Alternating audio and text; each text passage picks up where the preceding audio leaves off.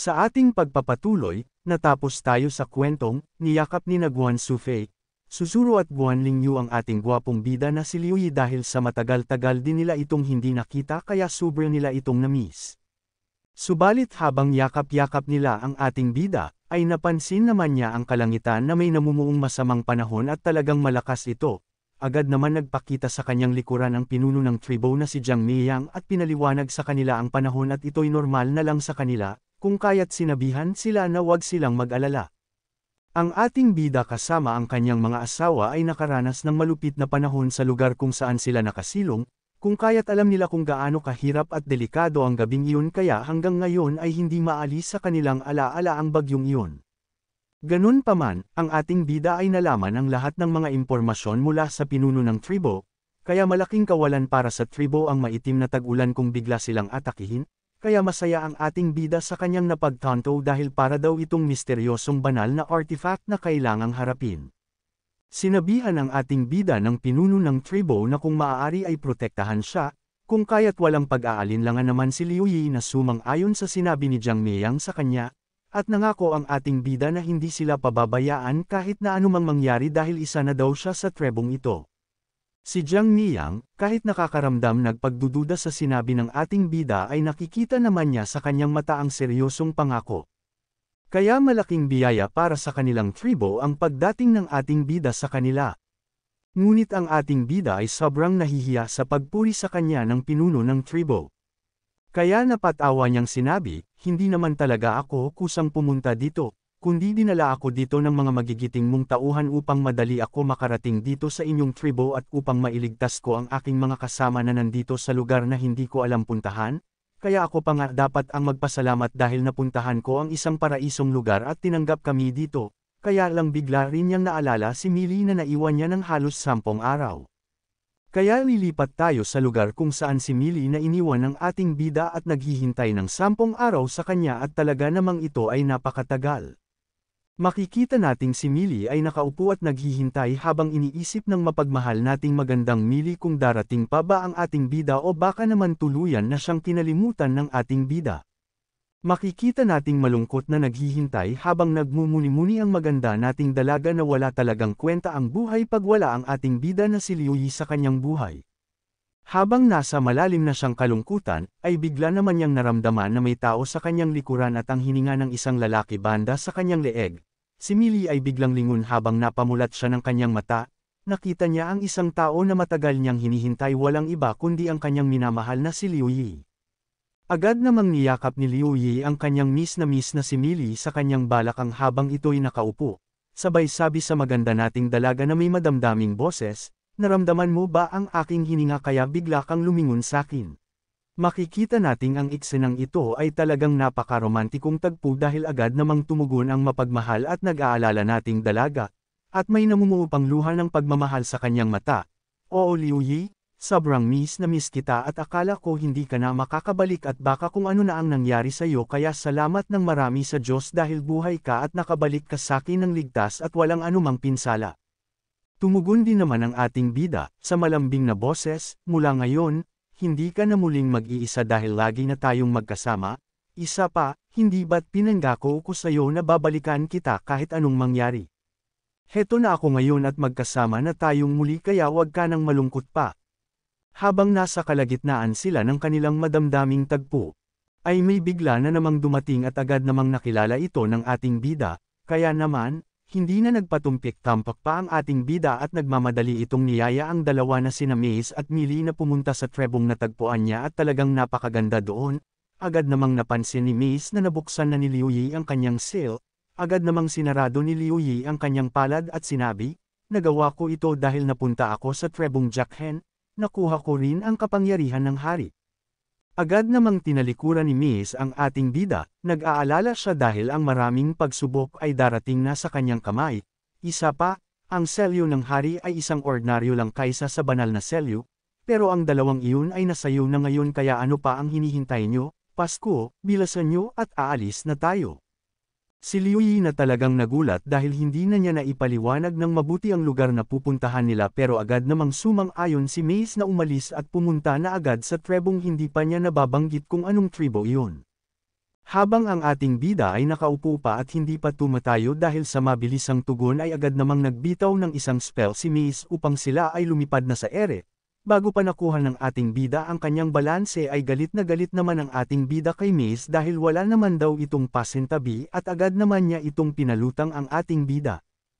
Hoy, hoy sandali babaita, grabe ka naman, wala ka man lang babala bago mo man lang kami paliparin na parang bihag. Habang si Millie ay natatawa na lang sa naging reaksyon ng ating bida, pero si Maze ay hindi man lang tumingin at patuloy na ginabayan sila hanggang sa kanilang destinasyon.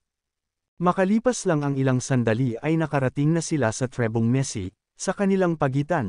Nakilala agad ng pinuno ng Trebo na si Jiang Miang ang mga paparating kaya sinabi agad niya sa kanyang mga kasama, tignan nyo sa itaas, yan ba yung sugo? Ang taga-protecte sa mga ninuno. Ang lahat ay lubhang naging masaya dahil kasama ng tagapagligtas nilang si Liu Yi ang sugo na si Maze. Si Liu Yi ay maraming beses na nakalipad kasama ang sugo. Pero ngayon lang siya naiinis dahil sa ginawa ni Maze sa kanila. Kaya nang makarating sila sa gitna ng tribo at nakababa na. Saka na lang nawala ang kanyang inis dahil nakita na niya ang mga tao sa tribo na maayos at masaya. Napansin niyang nagmamadali na papalapit ang mga tao sa tribo sa kanila. Kaya nang makalapit na sila ay agad namang lumuhad ang mga ito sa harapan ng sugo at sumisigaw ang pinuno ng tribo, dakilang tagapagtanggol, salamat sa pagbaba mo, at sinigaw din ng mga tao sa tribo ang sinabi ng kanilang pinuno, salamat sa pagbaba mo, dakilang tagapagtanggol. Makikita nating nadidismaya ang pagmumukha ng ating bida sa kanyang nakikita at naririnig dahil bakit parang sinasamba nila na parang Diyos ang sugo na ito. Bakit hindi sila sa Diyos ng langit na gumawa sa kanila at nagbigay ng buhay na magsamba, kaya dismayado na lalo ang ating bida kay Maze dahil hinahayaan niya na gawin ito ng mga tao sa kanya, habang si Millie naman ay parang alam na niya kung ano ang nasa isip ng ating bida kung bakit ganyan na lang ang naging tingin ni Liu Yi kay Maze, dahil parang pumapantay na si Maze sa Diyos. Bigla naman dumating si Aisha na nagmamadali at pinatabi ang mga tao sa kanyang dadaanan at may dalang masamang balita. Patawarin mo po sana ako Liu Yi sa antala na nagawa ko ngayon, pero kasi si Amy ay hindi ko matagpuan kahit saan, si Liu Yi ay mas lalong na alerto nang marinig ito, ano ang sinabi mo Aisha, alam mo ba kung gaanong kaseryoso ito? Opo, sagot ni Aisha, hinagilap ko siya sa buong paligid ngunit hindi ko talaga siya makita. Subalit napansin ko ang isang maitim na kalangitan at nakakasigurado ako na papunta sa atin at hindi magtatagal ay babagsak na sa ating tribo kaya nasa mapanganib na sitwasyon tayo ngayon. Si Liu Yi ay agad namang nagtanong sa mga taong kasama niya ngayon, sino sa inyo ang nakakita kay Amy ngayong araw? Sa kasamaang palad, wala man lang ni isa ang nakapagsabi na nakita nila si Amy. Kaya isang misteryo ngayon ang pagkawala ni Amy sa tribo at walang nakakaalam kung nasan siya. Bukod doon ay nakakapagtaka dahil walang nakakita sa kanya kahit isa man lang sa kanila. Biglang may nagsalita sa kanyang gilid kaya agad niya itong tinignan at nakita niya ang dalawang babae ang isa ay may maiksing buhok. At bago pa siya patigilan ng isang matangkad na babae na nakapusod ay nakapagbitaw pa ng salita ang maiksing buhok na babae na, hindi, nakita ko si Amy kanina. Kaya pagtingin ni Liu Yi sa kanila ay nakatikip na ang bunganga ng babaeng maiksi ang buhok. Si Liu Yi na may galit sa impormasyong kanyang narinig kaya hindi na siya nag-alinlangan na lapitan ang dalawa para tanungin, saan mo siya nakita, saan si Amy ngayon? Bago pa makapagsalita ang babaeng nakakulay brown na kasuotan ay nagsalita na agad ang babaeng nakakulay asul at nagsabi, Sir, pasensya na po kayo, dahil inakala niyang nakita niya si Amy pero ang totoo ay nagkamali po siya dahil mahina po talaga ang kanyang paningin at napagkamalan niya si Amy ang kasama ko. Pero pwede po nating hanapin sa buong tribo si Amy sir. Nakakasiguro po ako na baka hindi naman po siya nawawala. Ang kanyang sinabi ay napaka-imposible, agad na tugon ni Aisha, kung talagang nandito siya sa ating tribo dapat nakita ko siya dahil kapatid ko siya, pero dahil si Amy ay hindi nakita sa buong araw na ito kaya napaka-imposible ang sinasabi mo na tataguan niya ako para ipag-alala niya ako ng ganito. Si Liu Yi na alam na nagsisinungaling ang babaeng nakaasul kaya tinanong niya ulit ito sa huling pagkakataon, huling tanong ko na ito sa inyo, alam kong may alam kayo kung ano o nasaan si Amy. Ang babae ay napabuntong hininga na lang ng malalim at napilitan ng magsabi ng totoo, hindi ko talaga gusto magsinungaling dahil sa totoo lang ay sobra kasi ako natatakot sa mga nalaman namin, lalong-lalo na sa Juki Yanyu na tahimik pero sobrang mapanganib, ayaw ko na madamay kami at samahan kayo na pumunta doon. Si Liu Yi na narinig ang lahat ng sinabi ng babae lalong-lalo na sa pangalang ngayon niya lang narinig. Kaya determinado siyang malaman at tinanong niya si Aisha kung ano ang Juki Yanyu, subalit kabaliktaran naman ni Aisha ang kagustuhan ni Liu Yi na malaman sapagkat halos nag-aalangan o ayaw naman banggitin ni Aisha ang salitang iyon, pero dahil si Liu Yi ang nagtanong ay ipinaliwanag naman niya ito sa kanya, na ang Juki Yanyu ay isang parang sunog sa lahat ng dako, kung si Amy ay totoong doon siya nawala, natatakot ako at wala tayong pag-asa na makaligtas. Si Liu Yi ay nasa malalim na problema, nag-iisip kung papaano niya maililigtas si Amy sa lalong madaling panahon. Si Amy ay napakahusay at matalinong bata. Talagang marami pa siyang maibibigay na magagandang solusyon para sa kaunlaran ng tribo, kaya kahit na anuman ang sabihin yung mapanganib doon ay wala akong pakialam, basta pupunta ako doon at ililigtas ko siya, tapos. Si Liu Yi, ang taong may lubos na katapatan at katapangan, isang karapat-dapat sa isang pangunahing tauhan na hindi alintana sa mga panganib na susuungin, kaya agad na siyang tumalikod sa kanila at naghanda na para iligtas ang mahalaga sa tribo nila. Hindi ko kailangan magsayang ng oras, kaya kailangan ko na agad makaalis at makarating sa pupuntahan ko. Si Aisha ay agad namang sumunod. Kung totoong nandoon siya, sigurado akong nasa mapanganib na siya at kailangan niya ng tulong ko. Pagkatapos umalis ng dalawa, ang dalawang babae na kausap nila Aisha at Liu Yi ay parang naging mga ugaling bata na kinulot pa ang kasama niya para pag-alitan dahil sa kanyang pagsasalita. Ganun pa man, agad naman tayo lumipat kina Aisha at Liu Yi na nakarating agad sa Juki Yanyu.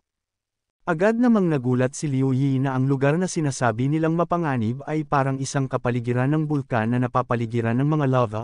Dahil sa pagmamahal sa kanyang kapatid ay pinangunahan niya na ang daan at may dala pa siyang solo para makita ang daan.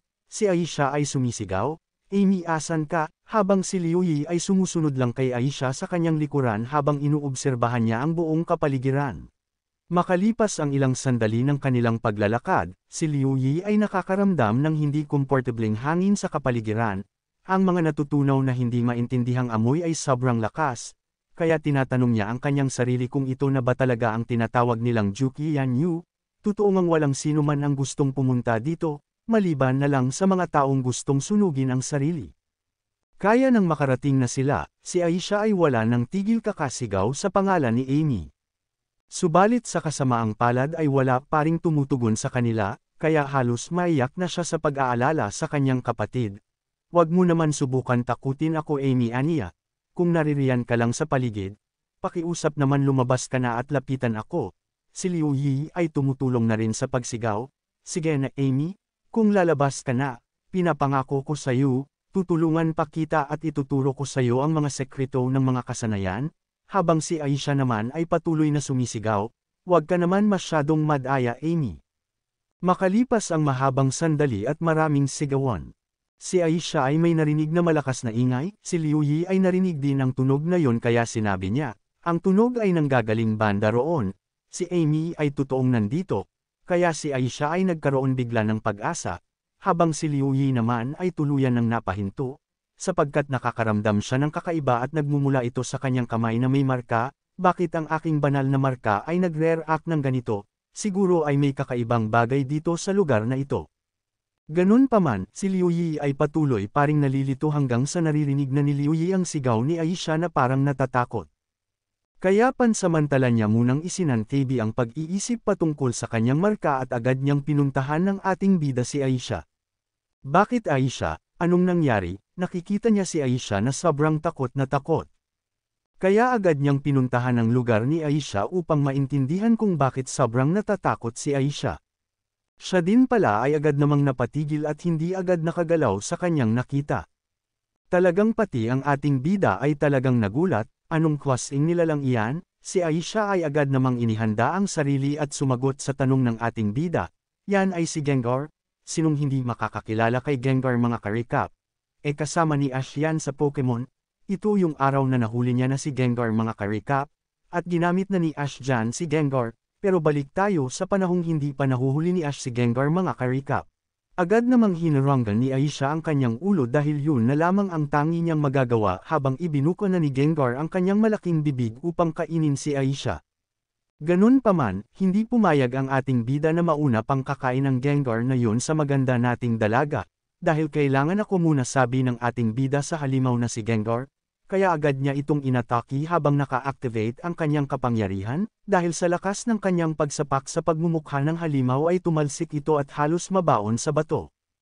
Pero, sa kabila ng lakas na pagsapak ni Liu Yi sa halimaw ay talagang matindi ang pagnanasa nito sa ating dalaga kaya naisip ng Gengar na yan ay unahin na munang atakihin ang bida upang wala ng istorbo sa kanya.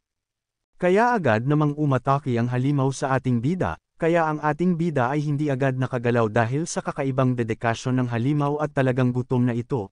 Ang halimaw na si Gengar at napakakunat ng kanyang balat at sobrang kapal ng balahibo kaya kahit na gaano pa kalakas ng suntok ay hindi tatalab sa Gengar na ito, halos 80% ang kapangyarihan na ang ginamit ko kanina para pabagsakin ang halimaw na ito pero bakit walang epekto? Kaya abangan natin mga ka-recap kung anong gagawin ng ating bida upang matalo ang halimaw na si Gengar. Kaya kung nabitin ka sa kwento natin ngayon mga ka-recap ay maaari nyo pong pindutin ang like, mag-iwan ng comment, at sa mga gusto pong humabol at hindi pa nakakapag-subscribe ay wag na po kayong mahiya mga ka-recap, at sa mga nakasubscribe na po ay maraming salamat po sa inyo and God bless you all.